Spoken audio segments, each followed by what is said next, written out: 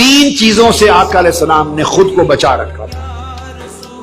تین چیزوں سے خود کو آقا علیہ السلام نے بچا رکھا تھا. ایک ریا سے، زندگی میں کوئی عمل دکھلاوے کا آپ کی حیات پاک میں نہیں تھا، ریا سے.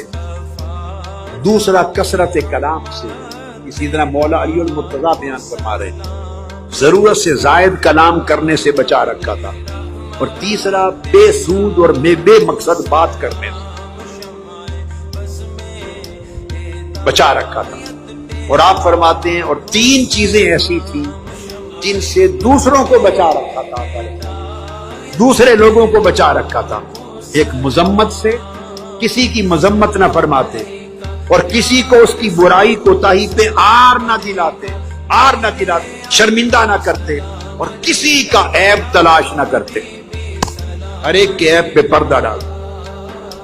اور جب کلام ختم ہوتی، کوئی ایک شخص بھی آپ کی مجلس میں اگر بات کر رہا ہوتا تو دوسرے لوگ آقا علیہ السلام کی مجلس میں ایک شخص کی بات کو کاٹ کر بات نہیں کرتے. ایک بات کر رہا ہے تو دوسرے اہل مجلس خاموشی سے سنتے. یہ آداب مجلس تھے. یعنی آقا علیہ السلام کا رنگ مجلس پہ چڑھ گیا تھا، اور آپس میں جھگڑتے نہیں تھے لوگ. یہ میٹنگز کے آداب ہیں، یہ میٹنگز کے آداب. ایک دوسرے کی بات کو کاٹتے نہیں تھے. اپنی باری پر ہر اہل مجلس اپنی بات کہتے تھے ادب کے ساتھ. پھر دوسرے کی بات آتی، وہ اس پر طعن و تشنیع نہ کرتا، اس کی بات کو نہ کاٹتا، وہ اپنے موقع پر اپنی باری پر اپنی بات کہہ دیتا. تیسرا شخص اپنی باری پر اپنی بات کہہ دیتا.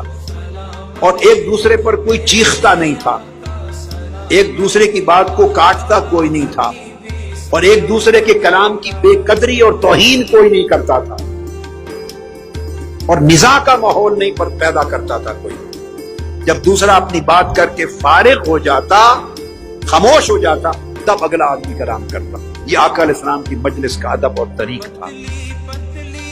اور آقا علیہ السلام کے اخلاق حسنہ میں یہ چیز بھی تھی کہ کوئی بات کوئی شخص کرتا اور دوسرے ہنستے تو آپ ان کی دلجوئی کے لیے خود بھی ہنستے مسکراتے. ہنسنے والوں کے ساتھ اگر آپ نہ ہنسیں تو پھر ان کو تعجب ہوگا، شرمندگی سی ہوگی کہ ہم ہنسیں، اور آقا علیہ السلام نے شاید ہمارا ہنسنا پسند نہیں کیا. تو جب دوسرے ہنستے تو آپ بھی تبسم فرماتے تاکہ وہ اپنے ہنسنے کو انجوائے کریں. اور اگر دوسرے کسی بات پہ دوسرے لوگ تعجب کرتے تو آقا علیہ السلام بھی تعجب کا اظہار کرتے تاکہ وہ اپنے تعجب کرنے کو جینوئن سمجھے. دوسرے کی طبیعت کا اتنا لحاظ فرماتے آقا علیہ السلام، خواہ آپ کے لیے وہ بات تعجب والی تھی یا نہیں تھی. دوسرے تعجب کر رہے ہیں تو آپ بھی تعجب کا اظہار فرماتے، دوسرے ہنس رہے ہیں، انجوائے کر رہے ہیں تو آپ بھی اس پہ مسکراتے، تبسم فرماتے، تاکہ ہر بات میں اہل مجلس کی دلجوئی اور بات کرنے والے کی دلجوئی. کئی بار ایسا ہوتا تو حاجت مند آتے، کبھی کسی نے ایک دن آپ کی چادر تھی گلے مبارک میں، وہ گردن مبارک اس کو کھینچ لیا، لپیٹی ہوئی تھی، جو کھینچا تو آپ کی گردن مبارک پہ ہلکا سا زخم آ گیا. صحابہ کرام مشتعل ہوئے، یہ کیا کرتے؟ فرمایا نہیں، یہ آپس میں اسی طرح بلاتے ہیں. یہ انداز تھا. فرمایا نہیں، ان کا آپس میں اپنے قبیلے میں جس دیہات سے آیا یہ اسی طرح ان کا معمول ہے کرتے، کوئی بات نہیں. پھر اس کی بات سنی، جو اس کی حاجت تھی اس کو پورا فرما دیا. یہ آقا علیہ السلام کے اخلاق اس انداز میں. اور آپ فرماتے جب کسی حاجت مند کو دیکھو اپنے کام چھوڑ کر اس کی حاجت پوری کرو، اس کی ضرورت اور حاجت کو پورا کرو.